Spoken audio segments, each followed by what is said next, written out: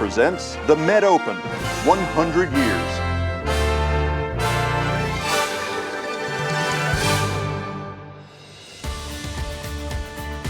We're now approaching 800 entries for the Med Open. There are 6 different qualifying sites. A player would have to shoot even par, sometimes better, just to make it into the final field.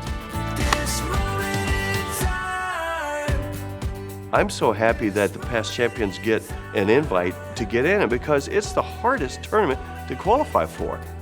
Everyone wants to play the Med Open. And everyone wants to win it. But now, for the many hopefuls, the clock is ticking. Their moment quickly approaching. You see the veteran club pros, you see the middle-aged young club pros, and you see the kids. Boy, everybody's young. They're fearless, they play hard, they're not intimidated by the veteran players. That's something you didn't really see that much in the 1970s. Someone like Cameron Young, who's I think played in the last group 2 years in a row as a 16 and 17-year-old. That was kind of mind-blowing. The ultimate goal is obviously to win, but there's a lot of intermediate steps in there. It's a journey, and it's something that I wanted to do since I saw my dad playing it. Back then, Cameron was the caddy.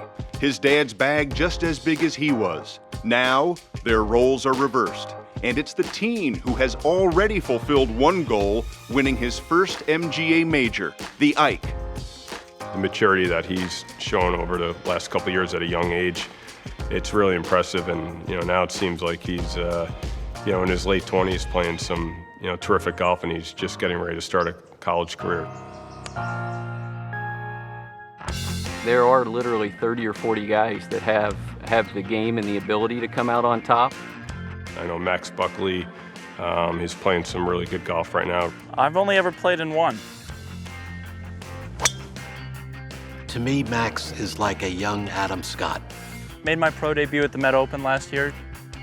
You get the best pros from the Med area, a lot of guys who are playing web.com tour if they've got a week off. It's a great barometer to see where you are.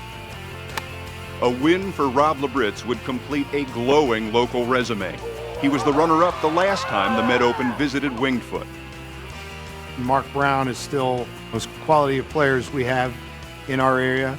I have a really good playing young assistant, Ben Polland, who won the Bermuda Open over the winter. He's going to be gunning for it. Ben Polland, at 24, held the lead for most of the PGA Professional National Championship in June, until ultimately finishing second to Matt Dobbins, the Fresh Meadow head pro seeking his first Med Open title.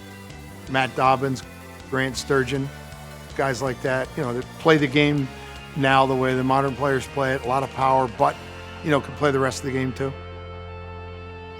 2 men enter the Centennial Championship with a distinct home course advantage.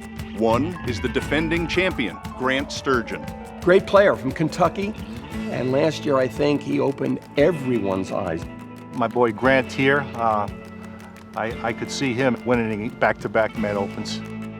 The other, head professional and 2000 Med Open champion Mike Gilmore.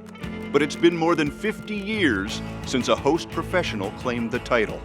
Well, I know myself and all the members here are pulling for him. He's had so much success over the years, and this might be the week to where he, kind of hoist the trophy again one more time.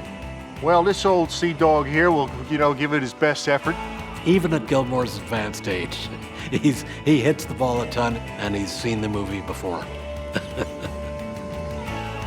When the curtain rises on this, the 100th edition of the Med Open, these talented contenders know that one thing is certain. If you want to be somebody around here, you got to win this tournament. Next on the Med Open 100 years, Winged Foot's East Course, a preview.